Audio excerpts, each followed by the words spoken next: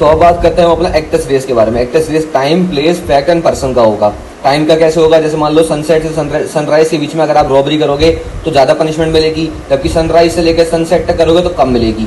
ठीक है, तो ये एक्टस रेस टाइम का हो गया। अब फैक्ट का देखते हैं कि ए ने अगर मान लो बी से शादी कर रखी है, लेकिन वो सी से प्यार करता है और वो बोल रहा है कि मैं 10 बजे शादी करूंगा। अभी शादी अगर 10 बजे करेगा तो ये बाइगैमी हो जाएगी। अदरवाइज अगर ये नहीं करेगा 10 बजे तो बाइगैमी नहीं होगी। और अगर 9:55 पे अगर बीवी मर गई और सी से अब शादी कर ली 10 बजे तो एक्टस रेस नहीं होगा। तो सारी एक्टस रेस जो है टाइम पे टिकी हुई है 10 बजे कि 10 बजे क्या होगा, क्या वो सी से शादी करेगा, क्या बी मर जाएगी, क्या होगा। ठीक है, तो अगर 10 बजे शादी कर ली तो पनिशेबल हो जाएगा वो। अगर 10 बजे शादी कर ली है लेकिन वाइफ जो है मर गई है, तो वाइफ मर गई तो फिर एक्टस रेस नहीं होगा। तो ये टाइम का है सारा। अब प्लेस का देखते हैं कि अगर आपने हाईवे पर रोबरी करी है तो ज़्यादा होगा। जैसे अगर आप पब्लिक प्लेस से स्मोकिंग कर रहे हो तो ज़्यादा होगा, घर पे नहीं कर रहे हो पब्लिक प्लेस पे कर रहे हो तो प्लेस का जहाँ पे निर्माण आ गया एक्टस रेस, तो एक्टस रेस प्लेस का हो गया वो। ठीक है, रॉबरी का एग्जांपल आप दे सकते हो। उसके बाद पर्सन में देखें तो अगर मान लो मेल करता है अडल्ट्री तो लायबल था, वुमेन करती तो लायबल नहीं था, तो ये पर्सन के ऊपर डिपेंड हो गया। ओके, डॉलिंग की अपेक्स हो गया कि अगर बच्ची है तो छोटी बच्ची है तो नहीं होगा, क्राइम बड़ी है तो क्राइम होएगा, अनसाउंड माइंड है तो नहीं होगा, साउंड माइंड है तो होएगा। तो ये पर्सन पे बेस्ड है। अब देखो एक्ट बेसिकली क्या है, एक्ट के अंदर इंक्लूड होती है हमारी इलीगल ओमिशंस। अब जैसे मान लो इलीगल ओमिशन क्या है कि जेलर जो है अगर प्रिजनर को फूड ना दे और प्रिजनर मर जाए तो जेलर की गलती है यहाँ पे, क्योंकि इलीगल ओमिशन करी थी उसने। अगर वो फूड टाइम पे दे देता तो आज प्रिजनर जो है बच जाता। उसके बाद अगर हम ओमिशंस देखते हैं तो दो तरह की ओमिशंस होती है, एक ओमिशन होती है नॉर्मल, एक होती है इलीगल ओमिशन। अब ये ऑर्डेंड नहीं करेगी लॉ के द्वारा, यानी कि लॉ के द्वारा इसको नहीं करा गया प्रोहिबिट, इसको कर रखा है प्रोहिबिट। अगर तो इलीगल ओमिशन कौन सा हो गया कि लॉ है, लॉ ने आपको ड्यूटी दी और आपको करनी ही करनी है, आपने फिर भी नहीं करी तो ये एक्टस रेस हो गया। अगर लॉ ने कोई ड्यूटी नहीं दी है और आपने नहीं करी, ठीक है, if law does not give a duty और आप वो ड्यूटी ओमिट कर रहे हो, बेशक लॉ ने नहीं दी, मॉरल ड्यूटी होगी तो ओमिट कर रहे हो तो एक्टस रेस नहीं होगा। जैसे अगर आपने बैगर को खाना दिया होता और वो खाना खा लेता तो जिंदा बच जाता, लेकिन वो मर गया, ठीक है, तो आपने खाना नहीं दिया तो ये आपकी मॉरल ड्यूटी है, मॉरल ओमिशन है आपका, तो एक्टस रेस नहीं होगा। अब अगर हम बात करते हैं कि अगर आप अपने माता पिताओं की देखभाल नहीं करोगे, जो अपना गुजारा नहीं कर पाते, तो ये ड्यूली ऑर्डेन करा गया सीनियर सिटीजन एक्ट के द्वारा 2007 का। तो अगर चिल्ड्रन अपने माता पिताओं का या फिर अपने ग्रैंड पेरेंट्स का ख्याल नहीं रखेंगे और उनके पास अपना गुजारा करने के लिए कोई साधन नहीं है, they have no means to fend from themselves, तो ये एक इलीगल ओमिशन होगी, क्योंकि ये एक ऑफेंस होगा। ठीक है, अगला केस देखते हैं एक बार इसमें, Rajkumar versus state of Haryana 1983 supreme court. अब हस्बैंड जो है अपनी वाइफ को मारना चाहता है, husband wanted to kill his wife. जब whenever he used to go to office, जब ये पता क्या करता था, ये जब भी ऑफिस जाता था इस वाइफ को जो है बंद कमरे में छोड़ देता था और सिर्फ एक आधा ब्रेड और एक आधा ग्लास पानी दे जाता था बस। और इससे क्या हुआ, ये लड़की वीक होती गई धीरे धीरे। एक दिन क्या हुआ, 3 महीने के बाद गलती से जो हस्बैंड है वो विंडो खुली छोड़ गया। ठीक है, विंडो खुली छोड़ गया, जिसकी वजह से वाइफ जंप मार के पुलिस स्टेशन पहुंच गई और इसके ऊपर इस हस्बैंड के ऊपर अटेम्प्ट टू मर्डर का चार्ज लग गया। ठीक है, husband was liable for attempt to murder and illegal omissions, दोनों चीज के लिए लायबल हो गया। अब देखते हैं मेंसरिया के बारे में। मेंसरिया का मतलब क्या होता है, गिल्टी इंटेंशन। एचएलए हार्ड कहते हैं कि मेंसरिया एक तरह से ब्लेम वर्दी मेंटल कंडीशन है। मेंसरिया क्या है, ब्लेम वर्दी मेंटल कंडीशन। अब एक्ट जो है दो तरीके से हो सकता है, या तो मेरी खुद की फ्री विल से होगा या मेरे से नेग्लिजेंट से या फिर रैशनेस से हो गया होगा। ठीक है, अब अगर मेंसरिया की बात करें, देखो मेंसरिया इस वाले केस में एक एग्जांपल बताते हैं। एक बंदा है, इसको भूख लगी है, बहुत ज़्यादा भूख लगी है कि अगर ये नहीं खाएगा तो मर जाएगा, तो ये ब्रेड शॉप पे जाता है। ठीक है, अब ब्रेड शॉप से वहाँ से ये ब्रेड चोरी कर लेता है। ठीक है, तो आप बताओ क्या मेंसरिया है क्या नहीं है। अब ये जो ब्रेड है ना, ये इसकी हंगर पे हावी हो पड़ा है। ठीक है, अभी सोच रहा है कि ब्रेड खाऊंगा तो मेरी भूख जो है मिट जाएगी। ये क्या हो गया, एक इम्पल्स जाग उठी है और ये अब ब्रेड खाने की एक विश बन जाएगी। इस विश को एंड करना ही होगा कि भाई अब तो भूख मिटा के रहनी चाहे कुछ भी हो जाए। ठीक है, कि वो विश क्या है कि उसने ब्रेड खाना ही खाना है और ये ब्रेड खाने से इसकी भूख मिट जाएगी। ये क्या बना, इम्पल्स। तो इम्पल्स जो है हमेशा मोटिव से प्रोपोर्शनेट होते हैं। अगर इम्पल्स नहीं होगी तो मोटिव नहीं जगेगा। ठीक है, इम्पल्स और मोटिव जो है इंटरचेंजेबल है। अब इम्पल्स क्या है कि that person know that bread will fulfil his wants, और मोटिव क्या है कि मुझे चाहे कुछ भी हो जाए, ये मेरा डीप इमोशन जुड़ा हुआ है कि मेरे को ब्रेड खाने ही खाने हैं। और ये डीप इमोशन जो है यही एक बिगिनिंग ग्राउंड बन जाता है हमारी ऑफेंस की फाउंडेशन का।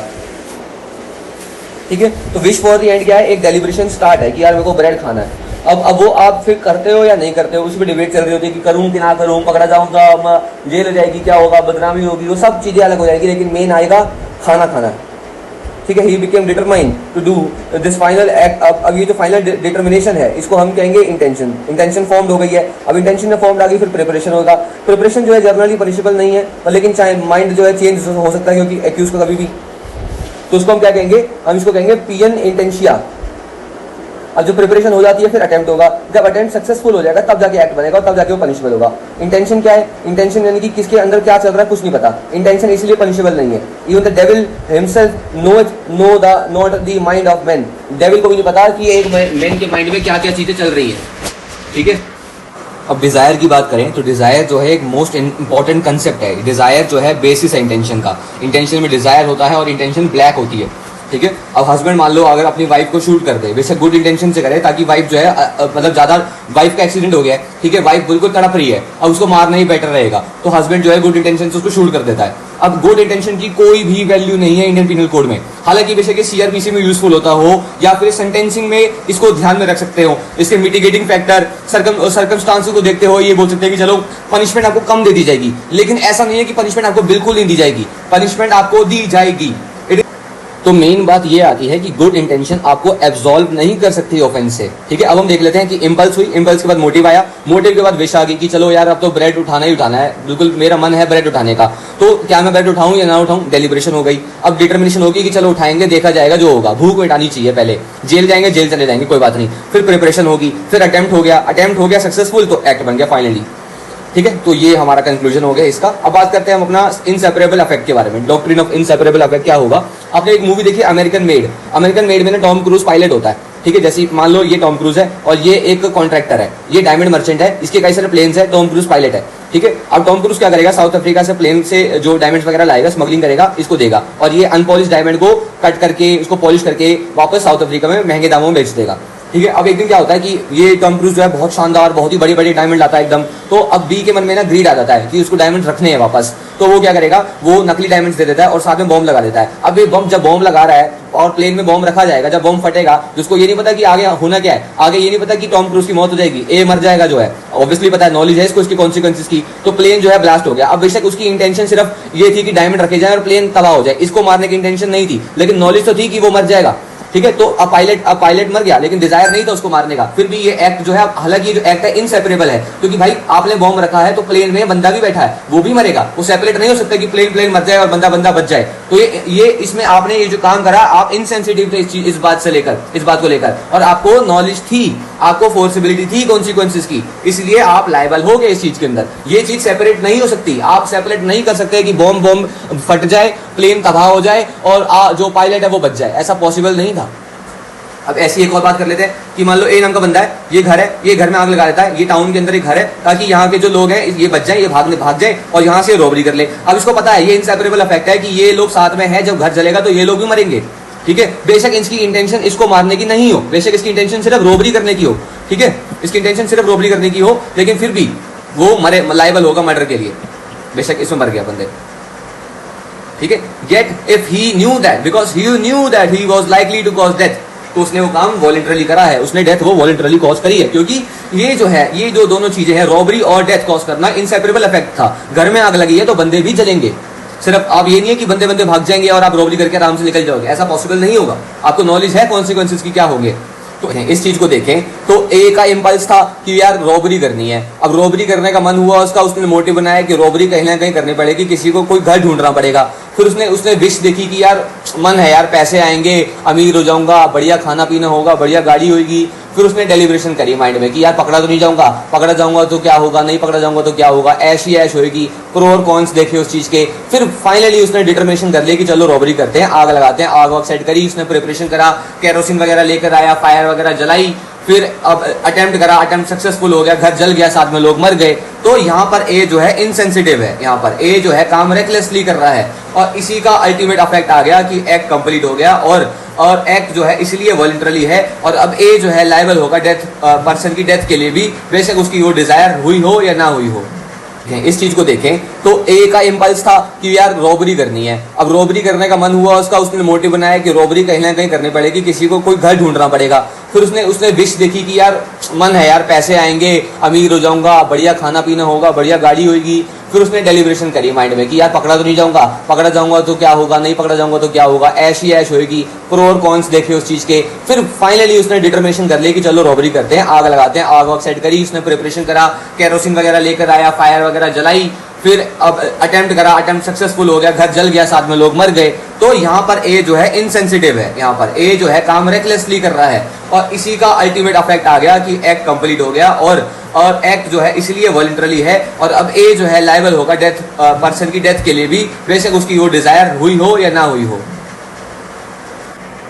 अब फोर्सिबिलिटी ऑफ कॉन्सिक्वेंसेस का एक बेस्ट एग्जांपल होगा रशियन रोलेट। इसमें देखो, ये इसने गन पॉइंट कर रखा, इसने इसको गन पॉइंट कर रखा, दोनों को नॉलेज है, दोनों को फोर्सिबिलिटी है कॉन्सिक्वेंसेस की कि क्या नतीजा आने वाला है। इसकी गोली निकली तो ये मरेगा, इसकी गोली निकली तो ये मरेगा, ठीक है। ये सेक्शन 300 क्लास 4 के अंदर आईपीसी के अंदर पनिशेबल है, ठीक है, मर्डर के अंदर ही होगा, दोनों मर्डर के लायबल होंगे। अब देखो यहाँ क्या लिखा हुआ है, where you expose the victim to a serious risk of harm then foreseeability of consequences is there, therefore the act of Russian roulette will also be covered under the ambit of foreseeability of consequences, ठीक है। अब mens rea देखो, दो चीजें इसके अंदर हम देखेंगे, guilty intention versus good intention. जब डार्क एज खत्म हुई तब रीजंस का पीरियड आया, हर एक चीज को एक लॉ के तराजू से नापा गया कि ये ज्यादा जस्टिस को है, ये ज्यादा बड़ी है, ठीक है। Everything was way on the scale of reasons, law was on based on the reasons की क्या इसको देना चाहिए या नहीं देना चाहिए, क्या ये इसने ऑफेंस करा है या नहीं करा है, what was the background of him, why he does that offence, सब चीज देखी गई थी, ठीक है। उसके बाद क्या हुआ, अब क्वेश्चन आता था कि क्या एक्यूज की गिल्टी इंटेंशन है या नहीं है, और पता है आपको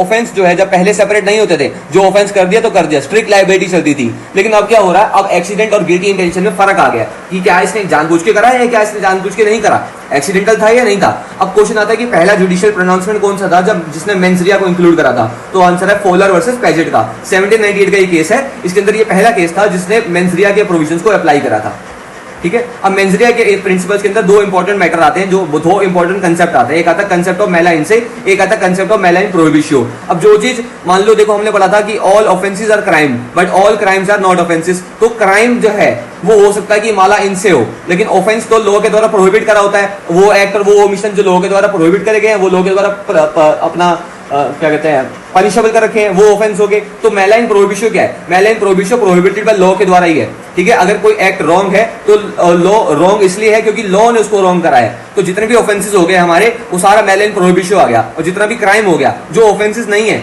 जो लेकिन क्राइम है, इंट्रिंसिकली रॉन्ग है, ठीक है, वो हो गया हमारा मेलाइन से, ठीक है। Evil in itself intrinsically wrong, ये बेशक स्टेट ने इसको रिकॉग्नाइज करा हो या ना करा हो, ये है रॉन्ग। हम ऐसा भी कह सकते हैं कि मेला इन से स्ट्रिक्ट लायबिलिटी का प्रिंसिपल हो गया और मेला इन प्रोहिबिशियो ऑफेंसेस हो गए सारे के सारे।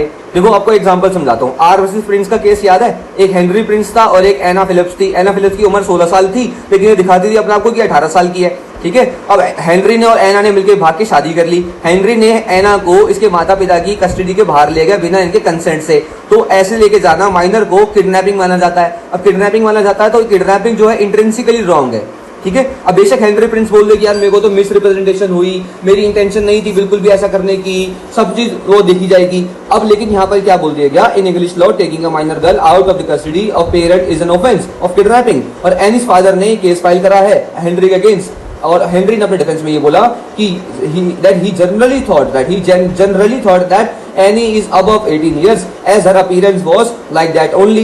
अब Henry's reason to believe was therefore no defense and the conviction was upheld. Court ने बोला कि जो एक्ट है उसका वो इंट्रिंसिकली रॉन्ग है और इसीलिए वो मेलाइन से है कि किडनैपिंग करना, एक बच्चे को लेके जाना उसके बिना माँ बाप से परमिशन लिए, वो इंट्रिंसिकली रॉन्ग है। बेशक अगर आपने देखा जाए आपकी गुड इंटेंशन हो। अब देखो क्वीन वर्सेस टॉल्सन का केस देख लेते हैं। ये मिसेस टॉल्सन है, इनके जो पति थे वो इनको छोड़ के भाग जाते हैं, ठीक है। बहुत कोशिश करती हैं ढूंढने की लेकिन नहीं मिलते। बाद में पता लगता है कि तो अमेरिका जा रहे हैं। अब जो अमेरिका जा रहे होते हैं तो जहाज से जा रहे होते हैं, जहाज जो है डूब जाता है। इनको लगता है कि यार ये लोग मर गए, पर इन्होंने बहुत कोशिश करी होती है ढूंढने की। ये शिप ऑफिस जाती है, इंश्योरेंस ऑफिस जाती है, पुलिस स्टेशन जाती है, टॉल्सन के घर जाती है, कई इंक्वायरियां करती है लेकिन कुछ नहीं मिलता। पर बाद में लगता है कि यार सबको लगता है कि यार अब तो मर गए, इनको भी लगता है कि चलो मर गए होंगे, तो वो शादी कर लेती हैं। अब जब शादी करती तो 7 साल अभी हो ही नहीं होते। अब इन्होंने वैसे तो देखो अगर हम देखें तो इन्होंने बाइगेमी कर लिया, अभी हस्बैंड के 7 साल हो ही नहीं है और हस्बैंड जो है वापस आ जाता है। हस्बैंड जो है बाइगेमी का केस भी लगा देता है। अब देखो कोर्ट कहता है वैसे तो ये माला प्रोहिबिशियो है, बाइगेमी जो है ऑफेंस है क्योंकि एक्ट जो है प्रोहिबिटेड है लॉ के द्वारा, लेकिन अब कोर्ट ये भी कहता है कि डेजर्टर था कौन असली में, मिस्टर टॉल्सन था। इन्फॉर्मेशन शिप डूबने की सबको आई थी, सबको रीजन टू बिलीव था कि मिस्टर टॉल्सन मर गए हैं और मिसेस टॉल्सन ने बहुत कोशिश करी थी ढूंढने की मिस्टर टॉल्सन को, और उसने कोई, और हालांकि मानते हैं कि बाइगेमी का ऑफेंस लगा है, इंपोज हो सकता है, बट ये जो एक्ट है ये माला इनसे नहीं था, ये माला प्रोहिबिशन बेशक हो, लेकिन हम जो है अपना मिसेस टॉल्सन को एक्विट कर देते हैं। यहां पर मेंसरिया मिसेस टॉल्सन की नहीं थी, गुड इंटेंशन थी, ठीक है, गुड इंटेंशन की वजह से माला प्रोहिबिशियो को नजरअंदाज कर दिया। ठीक है, अब देखो माला प्रोहिबिशियो हम ये कह सकते हैं कि क्या माला प्रोहिबिशियो पे गुड इंटेंशन लगाकर हम उसको नजरअंदाज कर सकते हैं? नहीं कर सकते। हमारे इंडियन पिनल कोड में ये एप्लीकेबल नहीं है। ये दो जजमेंट आपको ही बता देगी बात को। हमारे इंडियन पिनल कोड में मेंसरी का कंसेप्ट ही नहीं है। एक्टस नॉन फैसिट्रियम निसी मेंस सिटरिया जो मेंसरिया है, माला प्रोहिबिशियो माला इनसे दोनों ही नहीं है ऐसे। हमारे यहाँ पर कोर्ट जो है अपने विजडम में मैक्सिमम रिलीफ दे सकता है, लेकिन ये नहीं कह सकता कि चलो माला प्रोहिबिशन होते हुए भी मैं आपको गुड इंटेंशन पे नजरअंदाज कर दूं। ऐसा नहीं होगा। Good intention has no value in the IPC. Nevertheless basic principle जो है माला इनसे माला प्रोहिबिशन एक लॉ है, एक तरह से खुद का एक लॉ है। अब नेवरदलेस का मतलब होता है फिर भी जो है बेसिक प्रिंसिपल जो है माला इनसे माला प्रोहिबिशन एक लॉ है। बॉम्बे वर्सेस एमएच जॉर्ज का केस पढ़ लेते हैं। रिस्पोंडेंट जो है मेयर एमएच जॉर्ज, ये जर्मन स्मगलर होता है। ये जुरिक से अपना मनीला तक के लिए प्लेन लेता है। जुरिक से मनीला तक का 27 नवंबर 1962 को 34 किलो सोना लेके जा रहा होता है अपने साथ। ये प्लेन जो है 28 नवंबर को बॉम्बे में आया होता है। ठीक है, कस्टम अथॉरिटीज जो होती हैं, the custom authority as a part of the duties, वो इंस्पेक्ट करती हैं कि अगर कोई गोल्ड लेके तो नहीं जा रहा, और देखती हैं कि जॉर्ज जो है गोल्ड लेके जा रहा है तो उसका सामान जो गोल्ड है सारा सीज कर लेती हैं और उसको section 8 clause 10 and section 23(1)(a foreign exchange regulation act के जरिए इसको गिरफ्तार कर लेती हैं। क्योंकि भाई 34 किलो सोना तुम लेके जा रहे हो, गोल्ड स्मगल कर रहे हो, और यहाँ पर गोल्ड स्मगलिंग करना जो है जुर्म है। स्टेट ऑफ महाराष्ट्र, हाँ देखो अब हमने क्या करा, ये इसमें स्टेट ऑफ महाराष्ट्र कहती है कि हमने भाई एक्ट बना दिया। एक्ट इसलिए बनाया है क्योंकि गोल्ड की पायरेशन हो रही थी हमारे यहाँ, और एक बहुत ही मेजर फाइनेंशियल कंसर्न बन रहा था ये हमारे नेशन का, ये गोल्ड का पायरेटिंग होना। तो अब हमने वार्निंग दी थी 8 नवंबर 1962 को बोर्ड ऑफ रेवेन्यू के द्वारा। अब ये जब हमने वार्निंग दे दी है कि हम ऐसा लॉ ला रहे हैं, तब इसका मतलब क्या होगा? इसका मतलब यह है कि ऑफेंडर जानबूझ के जो है वो गोल्ड ला रहा है इंडिया के अंदर। ठीक है, देखो क्या लिखा हो, however in the present case George did not mention the quantity of gold with him in the manifest. The respondent that is George has therefore contradicted the act and hence his offense should be taken into consideration। उन्होंने बोला कि जब जो MH George है जब वो gold लाया था तब उसने हमें ये नहीं बताया जो कितनी क्वांटिटी गोल्ड ला रहा है, और 34 किलो गोल्ड ला रहा है वो बताओ। और इससे क्या पता लग रहा है कि उसने हमारे एक्ट का कॉन्ट्रडिक्शन करा है, और इसलिए ये ऑफेंस जो है अपना कंसिडरेशन में लाना चाहिए। ठीक है, और एक और ये भी बोला कि जब आप कोई नया रूल ऑफिशियल गैजेट में डाल देते हो तो इसका मतलब क्या है कि ये एक अवेयरनेस हो गई है। जब ऑफिशियल गैजेट में पता लग गया सबको तो ये एक अवेयरनेस हो जाती है, तो सबको पता लगाते हैं तभी तो हम ऑफिशियल गैजेट में डालते हैं। ये थोड़ा कि हर जगह जगह जाके डालेंगे कि भैया लॉ पास हो गया, लॉ पास हो गया, लॉ पास हो गया। ये आपके ऊपर है कि आप क्यों नहीं सतर्क हो। ठीक है, तो इन्होंने जो है पर्टिकुलर एक्ट जो है 24 नवंबर को पास करा, और 25 नवंबर को जो एक्ट है वो सबको सिटीजन को नोटिफाइड हो गया, और 27 नवंबर को जो है ये जॉर्ज आई गया। तो अब इससे क्या कर सकते हैं हम? देखो रिस्पोंडेंट का क्या डिफेंस था। रिस्पोंडेंट ने बोला कि भाई मेंसरिया मानते हैं कि एक फंडामेंटल एलिमेंट है क्रिमिनल ऑफेंस का, लेकिन जॉर्ज भाई साहब इस बात से अवेयर नहीं थे कि नोटिफिकेशन पब्लिश हुई है रिजर्व बैंक के द्वारा।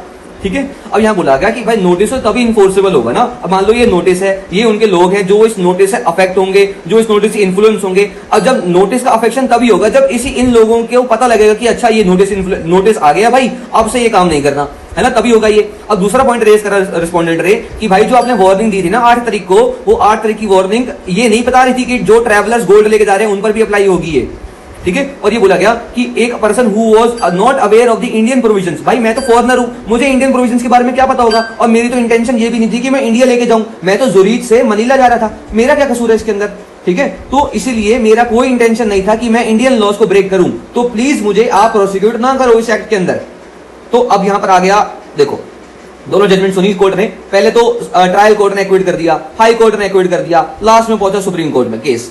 ठीक है, देखो after hearing the argument from both the sides, जजेस were of the view that any product which has gold attached to it and the person carrying it will be prosecuted. This whole process seems superfluously cruel and nonessential. ठीक है, देखो यहां लिखा हुआ even though mens rea is an essential requirement to commit a crime but regardless of that the statutory provision can exclude the mental element. देखो यहां पर ये बोला गया कि मेंसरिया है या नहीं है इससे फर्क नहीं पड़ता, चाहे मेंसरिया ना हो तो भी हम क्राइम मानेंगे अगर हमारी स्टैट्यूटरी प्रोविजन बोलती है कि ये चीज क्राइम है। Strict liability, concept of strict liability यहां पर आया कि मेंसरिया है नहीं है इससे फर्क नहीं पड़ता, मैला इनसे है नहीं है, मैला प्रोहिबिशन है नहीं है, पता नहीं कोई फर्क नहीं पड़ता हमें। ये जो चीज है ये स्टैट्यूटरी प्रोविजन के द्वारा लॉ के द्वारा जो है प्रोहिबिट करी गई है, और इसलिए हम इसको ऑफेंस मानेंगे बेशक आपका इंटेंशन था या नहीं था। The express words of the statute can exclude the mens rea as an essential ingredient of the crime. ठीक है, तो अब आगे लिखा हुआ कि ये जो है इसके कई सारे रीजंस हैं। ये हमने स्ट्रिक्ट लायबिलिटी क्यों डाली, ताकि पब्लिक वेलफेयर को प्रमोट हो सके कि भाई गोल्ड की पायरेशन जो है वो बंद हो सके। ऐसे तो तुम्हारी इंटेंशन गोल्ड किसी के लिए भी हो, किसी पर्पस के लिए भी हो, स्मगलिंग ना कर रहे हो सकता तुम शादी में ले जा रहे हो, हमने गोल्ड नहीं लेके जाने देना तुमको इतना। ठीक है, तो इसलिए पब्लिक वेलफेयर के लिए और सोशल इविल्स को इरेडिकेट करने के लिए हमने ऐसा कुछ करा है। ठीक है, देखो अब आगे लिखा हुआ है when the provision of the act clearly and explicitly prohibits carrying a certain amount of gold and then if a person chooses to carry gold more than the specified amount without disclosing it in the manifest then he will be held liable. और MH George ने manifest में disclose नहीं करा कि वो कितनी quantity का gold लेके जा रहा है, और 34 kg वो गोल्ड लेके जा रहा था। ठीक है, तो इसलिए जो है एमएच जॉर्ज को लायबल ठहराया गया, स्ट्रिक्ट लायबिलिटी इंपोज करेगी, क्योंकि स्टैट्यूटरी प्रोविजंस बोलते हैं कि ये चीज रॉन्ग है तो रॉन्ग है। रूल ऑफ स्ट्रिक्ट लायबिलिटी लाया गया यहां पर, और ये बोला गया कि मेंथरिया चाहे हो चाहे ना हो इससे फर्क नहीं पड़ता। तो ignorance of law is not an excuse even bye a foreigner, ये प्रिंसिपल इस केस में लाए गए। अब आगे बढ़ते हैं नथू लाल versus state of Madhya Pradesh का केस। ठीक है, एक और बात बता दूं आपको मैं, एमएच जॉर्ज और एडी पांडे के कंसेप्ट में ये बोला गया था कि एक्टस रियस निसी मेंस सिट्रिया जो है वो हमारे यहां पर अप्लाई नहीं होता। इसकी क्या चीजें हैं वो आपको मैं बताता हूं थोड़ी देर में।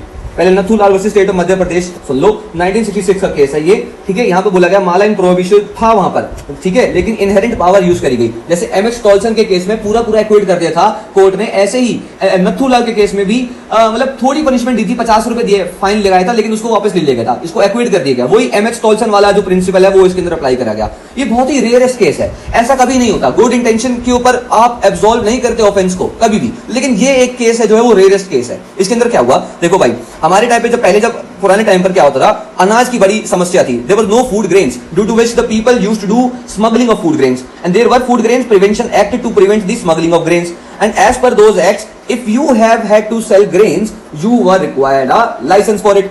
अब उसके बाद इंडिपेंडेंस हुई, जब इंडिपेंडेंस के बाद इंडिया ने देखा कि भाई हमारी यहाँ पर जो है फूड क्रॉप की सप्लाई बहुत कम हो चुकी है, अब बहुत बुरा हाल है, तो उन्होंने अमेरिका के साथ जो है एक ट्रीटी करी और इसको बनाया पब्लिक लॉ 480, PL 480 की ट्रीटी हुई। और इसके अंदर क्या हुआ कि रुपी पेमेंट में गेहूं लिया जाएगा।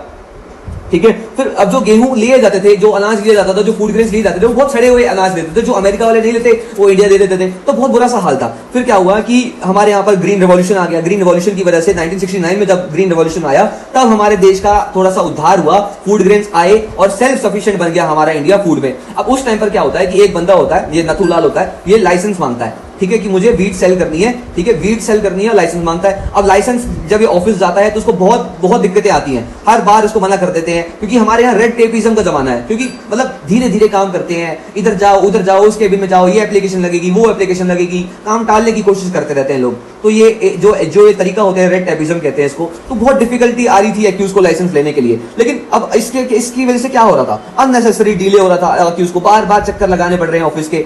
एक दिन क्या हुआ, 1.5 साल बीत गए, अब ये कांस्टेंट नैगिंग, कांस्टेंट स्ट्रगलिंग चलती रही। फाइनली अथॉरिटीज ने कहा कि चलो ठीक है, हम आपको लाइसेंस देते हैं, आप घर पहुंचो, आपको पोस्ट के जरिए आपका लाइसेंस आ जाएगा। तो ठीक है भाई, चलो वो खुश हो गया कि चलो लाइसेंस तो आ रहा है। इसी एंटिसिपेशन में कि लाइसेंस आने वाला है, उसने 1 टन जो है गेहूं ले लिया और अपने स्टोर रूम में, गोडाउन में स्टोर कर लिया। अब रेड बढ़ गई पुलिस की, उनकी कस्टम ऑफिसर्स की, कि भाई आपने इलीगली जो है आपने रखा हुआ है, यहाँ पे वीट रखा हुआ है और आप स्मगलिंग कर रहे हो, इसका आरोप लग गए। ठीक है, अब मैटर जो है सुप्रीम कोर्ट पहुंचा। सुप्रीम कोर्ट ने बोला कि मानते हैं कि ये जो है गेहूं इसने रखा हुआ है विदाउट लाइसेंस, ये एक अपराध है, ये माला प्रोहिबिशन है। ठीक है, but it could not be, but ये माला इनसे नहीं है, माला प्रोहिबिशन तो है। सुप्रीम कोर्ट ने एक्सेप्ट करा, ठीक है, हम रिलीफ देते हैं, क्योंकि भाई यहाँ पर गलती किसकी है, गलती अथॉरिटीज की है। अथॉरिटीज ने उसको एंटिसिपेशन में दिलाया कि उसको लाइसेंस मिल गया है, उसको बहुत स्ट्रगल करना पड़ा, उसको ये करना पड़ा, उसको वो करना पड़ा, काफी ज्यादा सुप्रीम कोर्ट जो है काफी सिंपैथी उसको दी उन्होंने नथूलाल को, और फाइनली उसको बोल दिया कि ये चलो एक्विट कर देता है उसको उस पर कोई चार्जेस नहीं लगाए। अब सुप्रीम कोर्ट ने कैसे करा, देखो किसी लोअर कोर्ट की हिम्मत नहीं है कि इसको बिल्कुल एक्विट कर दे, ये देखते हुए भी कि उसने ऑफेंस करा है। गुड इंटेंशन पे आप एक्विट नहीं कर सकते, lower court high court equity नहीं कर सकता, सिर्फ और सिर्फ सुप्रीम कोर्ट कर सकता है अपनी इनहेरेंट पावर यूज करके आर्टिकल 142 की, ताकि जस्टिस दिया जाए एक्यूज को। तो माला प्रोहिबिशन जो एमएक्स टॉल्सन वाला जो प्रिंसिपल था कि माला प्रोहिबिशन होते हुए भी एमएक्स टॉल्सन को एक्विट कर दिया गया था उनकी सुप्रीम कोर्ट ने। अब यहां पर भी हमारी सुप्रीम कोर्ट ने आर्टिकल 142 का इस्तेमाल करके माला प्रोहिबिशन जैसे ऑफेंसेस को भी आप एक्विट कर दिया था। तो ये बहुत ही रेयरेस्ट केस था, ये ऐसा नहीं होता जर्नली, बट सुप्रीम कोर्ट देखती है कि अगर जस्टिस के लिए ऐसा करना जरूरी है तो फिर वो 142 का इस्तेमाल कर सकती है, वो कुछ भी कर सकती है 142 में जस्टिस के लिए, जस्टिस पाने के लिए वो हर एक चीज कर सकती है। लेकिन लोअर कोर्ट, ट्रायल कोर्ट, कोई भी कोर्ट जो है नहीं कर सकता, वो पनिशमेंट देगा, लेकिन जो सेंटेंसिंग है उसमें थोड़ा बहुत रिलीफ दे सकता है, जितना ज्यादा रिलीफ दे सकता है वो दे दे। ठीक है, 1 दिन की पनिशमेंट दे देगा, 2 दिन की दे देगा, 1 महीने की दे देगा, कम से कम पनिशमेंट दे देगा। ठीक है, तो ये हो सकता है वहां पर, और रेफरेंस कर देगा, अगर वो उससे नहीं है, अगर उसके बस की नहीं है तो रेफर कर देगा कि इसको आगे को नहीं, मैं पनिशमेंट नहीं दे सकता, तो रेफर कर दिया। देखो अगर हम मेंसरिया का रोल देखें आईपीसी में तो सबसे पहले क्या होता था कि ये ड्यूटी थी जज की कि ये देखे कि मेंसरिया है या नहीं है। तो वो देखता था, केस आता था कि अच्छा इसमें गुड इंटेंशन है तो चलो छोड़ दिया, इसमें बैड इंटेंशन है तो चल दिया, इसमें मेंसरिया है इसमें मेंसरिया नहीं है। तो ये बहुत डिफिकल्ट था यार ऐसे कि एक ऑफेंस को देखना कि ये क्या ये ऑफेंस है, तो इस पर क्या मेंसरिया अप्लाई हो रही है, क्योंकि बहुत सारी शेड्स थी मेंसरिया की। There were so many shades of mens rea, therefore it was very difficult to say that which mens rea would make the offence an offence. लेकिन अब बात करते हैं तो हर सेक्शन जो है इंडियन पीनल कोड का उसकी उसकी खुद की ओन रिक्विजिट मेंसरिया है।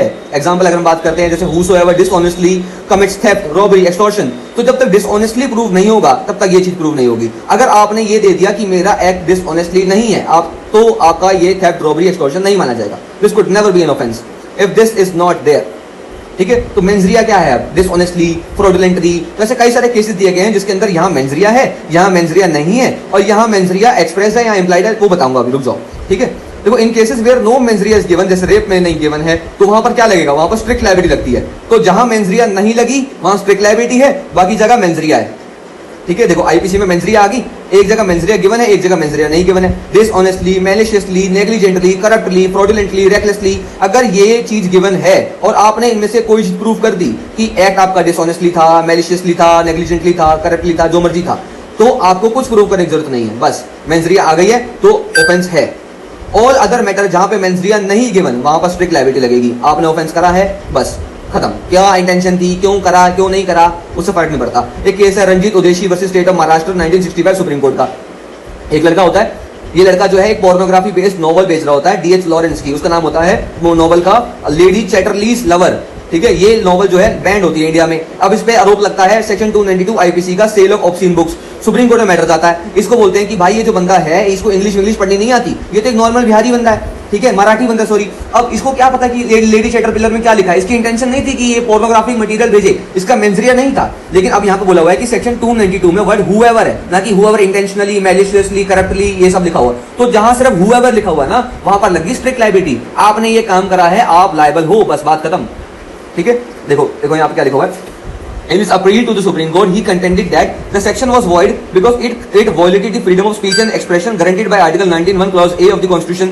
Even if the section was valid, the book was not obscene, and it must be shown by the prosecution that he sold the book with the intention to corrupt the purchaser. That is to say that he knew that the book was obscene. अब वो बंदा तो पढ़ा लिखा है ही नहीं, तो उसको क्या पता है कि बुक obscene है या नहीं है। एक बात हो गई, और दूसरी बात उसकी भाई इच्छा, वो तो freedom of speech and expression है, उसका बुक्स बेचेगा, वो जो मर्जी करेगा। ठीक है, अब एक और बात हो गई, और एक ये बात ही प्रूव करनी पड़ेगी आपको कि बुक ऑप्शन ये अगर सेक्शन वैलिड है तो बुक ऑप्शन नहीं थी। पहली बात तो ये सारी कंटेंशन उन्होंने रखी मेजर सबसे इंपॉर्टेंट ये बात थी कि अगर मान लो बुक ऑप्शन हो भी जाती है तो उसकी इंटेंशन नहीं थी बुक बेचने की, ये कंटेंशन थी रिस्पोंडेंट के द्वारा, एक्यूज के द्वारा। रिस्पोंडेंट ने बोला कि एक्यूज जो इलिटरेट है उसको कोई नॉलेज नहीं है बुक के बारे में। सुप्रीम कोर्ट ने क्या कहा कि सेक्शन 292 में वर्ड हुसोएवर लिखा हुआ ना कि हुसोएवर नोइंगली, तो लॉ स्ट्रिक्ट लायबिलिटी का लगेगा, यहाँ पर मेंसरिया यहाँ पर अप्लाई नहीं होगा, यहाँ स्ट्रिक्ट लायबिलिटी अप्लाई होगा। ठीक है, जैसे कि मैंने आपको बताया state of Bombay versus MH George, state of Gujarat versus AD Pandey में बोल दिया गया है कि एक्टस नॉन फैसिट्रियम मिसी मेंसिट्रिया अप्लाई नहीं होता हमारे यहाँ पे। कॉमन लॉ ऑफ इंग्लैंड का जो है ये मैक्सिम है, यहाँ पर अप्लाई नहीं होगा इंडियन लॉ के अंदर। ऑल मेंसरिया जितनी भी गिल्टी इंटेंशन है वो which will be given the benefit will be having a specific chapter. अब देखो अगर हम मेंसरिया का रोल देखें आईपीसी में तो सबसे पहले क्या होता था कि ये ड्यूटी थी जज की कि ये देखे कि मेंसरिया है या नहीं है। तो वो देखता था, केस आता था कि अच्छा इसमें गुड इंटेंशन है तो चलो छोड़ दिया, इसमें बैड इंटेंशन है तो चल दिया, इसमें मेंसरिया है इसमें मेंसरिया नहीं है। तो ये बहुत डिफिकल्ट था यार ऐसे कि एक ऑफेंस को देखना कि ये क्या ये ऑफेंस है, तो इस पर क्या मेंसरिया अप्लाई हो रही है, क्योंकि बहुत सारी शेड्स थी मेंसरिया की। There were so many shades of mens rea, therefore it was very difficult to say that which mens rea would make the offence an offence. लेकिन अब बात करते हैं तो हर सेक्शन जो है इंडियन पीनल कोड का उसकी उसकी खुद की ओन रिक्विजिट मेंसरिया है। एग्जांपल अगर हम बात करते हैं जैसे whosoever dishonestly commits theft, robbery, extortion, तो जब तक डिसऑनेस्टली प्रूव नहीं होगा तब तक ये चीज प्रूव नहीं होगी। अगर आपने ये दे दिया कि मेरा एक्ट डिसऑनेस्टली नहीं है आप तो आपका ये थेफ्ट, रॉबरी, एक्सटॉर्शन नहीं माना जाएगा। This could never be an offence if this is not there. ठीक है, तो मेंसरिया क्या है अब, डिसऑनेस्टली, फ्रॉडुलेंटली, तो ऐसे कई सारे केसेस दिए गए हैं जिसके अंदर यहाँ मेंसरिया है, यहाँ मेंसरिया नहीं है और यहाँ मेंसरिया एक्सप्रेस है या इंप्लाइड है, वो बताऊंगा अभी, रुक जाओ। ठीक है, देखो in cases where no mens rea is given, जैसे रेप में नहीं गिवन है तो वहां पर क्या लगेगा, वहां पर स्ट्रिक्ट लायबिलिटी लगती है। तो जहां मेंसरिया नहीं लगी वहां स्ट्रिक्ट लायबिलिटी है, बाकी जगह मेंसरिया है। ठीक है, देखो आईपीसी में मेंसरिया आ गई, एक जगह मेंसरिया गिवन है, एक जगह मेंसरिया नहीं गिवन है। डिसऑनेस्टली, मैलिशियसली, नेग्लिजेंटली, करप्टली, फ्रॉडुलेंटली, रेकलेसली, अगर ये चीज गिवन है और आपने इनमें से कोई चीज प्रूव कर दी कि एक्ट आपका डिसऑनेस्टली था, मैलिशियसली था, नेग्लिजेंटली था, करप्टली था, जो मर्जी था, तो आपको कुछ प्रूव करने की जरूरत नहीं है, बस मेंसरिया आ गई है तो ऑफेंस है। ऑल अदर मैटर जहां पे मेंसरिया नहीं गिवन वहां पर स्ट्रिक्ट लायबिलिटी लगेगी। आपने ऑफेंस करा है, बस खत्म। क्या इंटेंशन थी, क्यों करा, क्यों नहीं करा, उससे फर्क नहीं पड़ता। एक केस है Ranjit Udeshi versus state of Maharashtra 1965 supreme court का। एक लड़का होता है, ये लड़का जो है एक पोर्नोग्राफी बेस्ड नॉवल बेच रहा होता है डीएच लॉरेंस की, उसका नाम होता है वो नॉवल का लेडी चैटरलीज लवर। ठीक है, ये नॉवल जो है बैंड होती है इंडिया में। अब इस पे आरोप लगता है सेक्शन 292 आईपीसी का, sale of obscene books. Supreme court में मैटर जाता है। इसको बोलते हैं कि भाई ये जो बंदा है इसको इंग्लिश पढ़नी नहीं आती, ये तो एक नॉर्मल बिहारी बंदा है, ठीक है, मराठी बंदा सॉरी। अब इसको क्या पता कि लेडी चैटरपिलर में क्या लिखा है, इसकी इंटेंशन नहीं थी कि ये पोर्नोग्राफिक मटेरियल भेजे, इसका मेंसरिया नहीं था। लेकिन अब यहाँ पे बोला हुआ है कि सेक्शन 292 में वर्ड हुएवर है, ना कि हुएवर इंटेंशनली, मैलिशियसली, करप्टली ये सब लिखा हुआ। तो जहां सिर्फ हुएवर लिखा हुआ ना वहां पर लगी स्ट्रिक्ट लायबिलिटी। आपने ये काम करा है, आप लायबल हो, बस बात खत्म। ठीक है, देखो यहाँ पे क्या लिखा हुआ है। In his appeal to the Supreme Court, he contended that the section was void because it violated the freedom of speech and expression guaranteed by Article 19(1) Clause A of the Constitution. Even if the section was valid, the book was not obscene, and it must be shown by the prosecution that he sold the book with the intention to corrupt the purchaser. That is to say that he knew that the book was obscene. अब वो बंदा तो पढ़ा लिखा है ही नहीं, तो उसको क्या पता है कि बुक obscene है या नहीं है। एक बात हो गई, और दूसरी बात उसकी भाई इच्छा, वो तो freedom of speech and expression है, उसका बुक्स बेचेगा, वो जो मर्जी करेगा। ठीक है, अब एक और बात हो गई, और एक ये बात प्रूव करनी पड़ेगी आपको कि बुक ऑप्शन ये अगर सेक्शन वैलिड है तो बुक ऑप्शन नहीं थी। पहली बात तो ये सारी कंटेंशन उन्होंने रखी मेजर सबसे इंपॉर्टेंट ये बात थी कि अगर मान लो बुक ऑप्शन हो भी जाती है तो उसकी इंटेंशन नहीं थी बुक बेचने की। ये कंटेंशन थी रिस्पोंडेंट के द्वारा, एक्यूज के द्वारा। रिस्पोंडेंट बोला कि एक्यूज जो इलेक्टरेट है उसको कोई नॉलेज नहीं है बुक के बारे में। सुप्रीम कोर्ट ने क्या कहा कि सेक्शन 292 में वर्ड हुसोएवर लिखा हुआ, ना कि हुसोएवर नोइंगली, तो लॉ स्ट्रिक्ट लायबिलिटी का लगेगा। यहाँ पर मेंसरिया यहाँ पर अप्लाई नहीं होगा, यहाँ स्ट्रिक्ट लायबिलिटी अप्लाई होगा। ठीक है, जैसे कि मैंने आपको बताया state of Bombay versus MH George, state of Gujarat versus AD Pandey में बोल दिया गया है कि actus non facit reum nisi mens sit rea apply नहीं होता हमारे यहाँ पे। कॉमन लॉ ऑफ इंग्लैंड का जो है ये मैक्सिम है, यहाँ पर अप्लाई नहीं होगा इंडियन लॉ के अंदर। ऑल मेंसरिया जितनी भी गिल्टी इंटेंशन है वो which will be given the benefit will be having a specific chapter. अब ऐसी मेंसरिया जहां पर उसने मतलब ऐसे ऑफेंसेस जहां पे मेंसरिया है लेकिन फिर भी इंटेंशन गुड थी, इंटेंशन गुड फेथ था, जो भी था, मेंसरिया का अगर आपने कोई रिलीफ देना है तो उसके लिए सेपरेट चैप्टर बना हुआ है, वो है general explanations, sorry general exceptions.